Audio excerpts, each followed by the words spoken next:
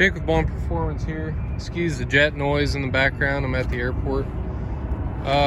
Just want to do a quick video about some troubleshooting I've been helping a couple buddies I work with, and it applies to basically anything, but especially with Volkswagens and Audis, people love to just jump to spark plugs and coil packs as the cause of misfire. So just want to help you guys out with a little bit of troubleshooting knowledge for determining what the issue is with your car when you get any various misfire codes, any cylinder. The buddy of mine that I was talking to, in his application, it's actually a 6-cylinder A4, where he was having misfire on cylinder 6. So first step is always just to roll out whatever's easiest first. I told him to switch coil packs to see if the problem follows. He bypassed that advice. He had already ordered parts, so he put all 6 coil packs and spark plugs in the car. No help, no change. He says that it runs good at idle, and under a load driving is where the misfire and EPC light is occurring. So that would lead me to believe that it's got a fuel issue, because we've already rolled out spark. So if spark is good, it would either be fuel or compression. So those are 3 things. 4th thing would be timing that you need for combustion: compression, fuel, spark, and timing of those things. So when diagnosing which injector would be the culprit, if it is a fuel issue, it's not as simple as it seems. You would just automatically assume, in his case, because cylinder 6, or on this thing, cylinder 4, that would be the bad injector, which is not the case, and I'll explain why. While you can get an indication of misfire for each cylinder, your air-fuel ratio reading is taken by one O2 sensor. So if you've got, say, cylinders 1 and 2, injectors are stuck open, running extra rich, the ECU can only make adjustments based on the total air-fuel ratio calculated by the O2 sensor.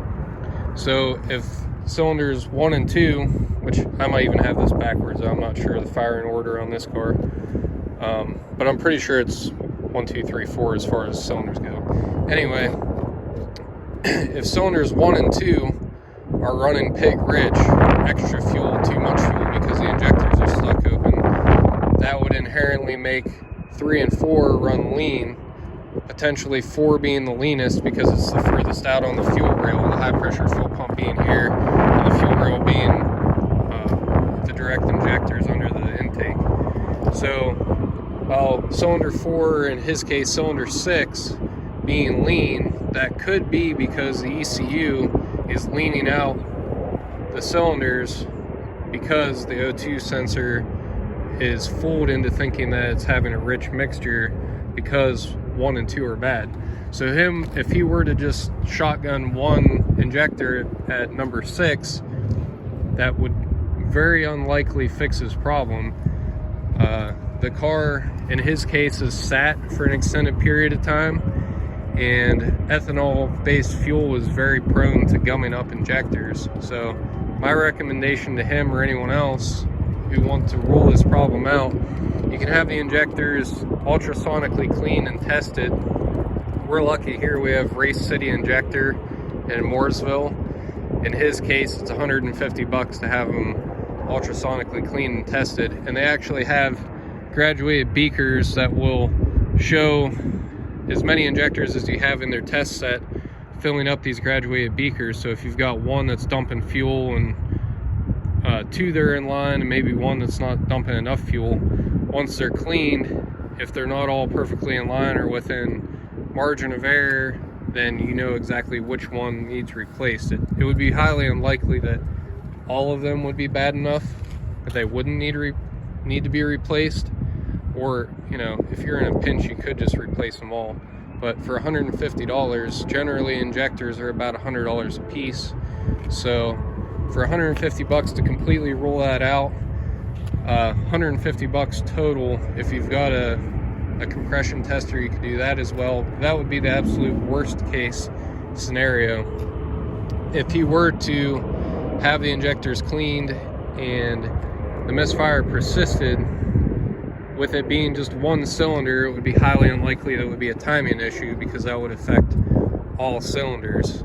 If the engine is out of time, it's not going to be just one, it's going to be all of them, except for, you know, a very rare instance where maybe you've got a valve issue or something, but that would be shown through a compression test. So with the compression test, you're removing the spark plug, putting the test gauge on, and cranking the engine with no fuel. So with the fuel pump unplugged or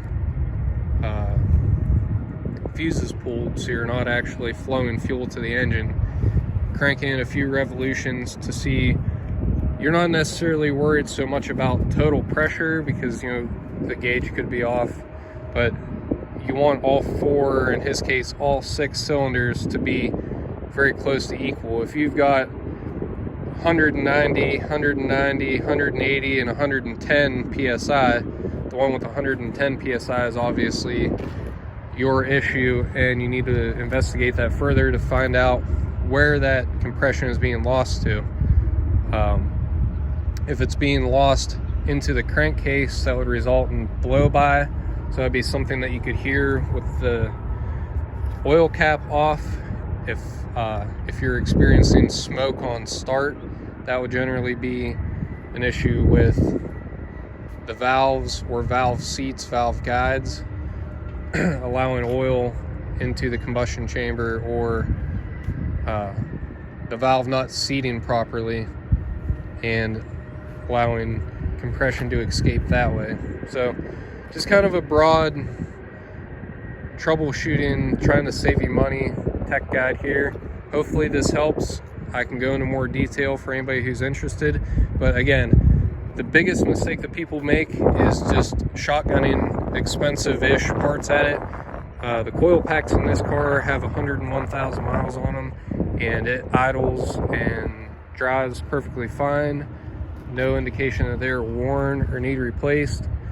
His car's actually got less miles on it than this. So where the older Volkswagens, that may have been an issue, newer Volkswagens and Audis, they've got their coil pack technology figured out, and they're definitely not the issue that they used to be. So please, if you enjoyed this video, if it was useful, if you're sending it to your friends, hit that subscribe button, and thanks for watching.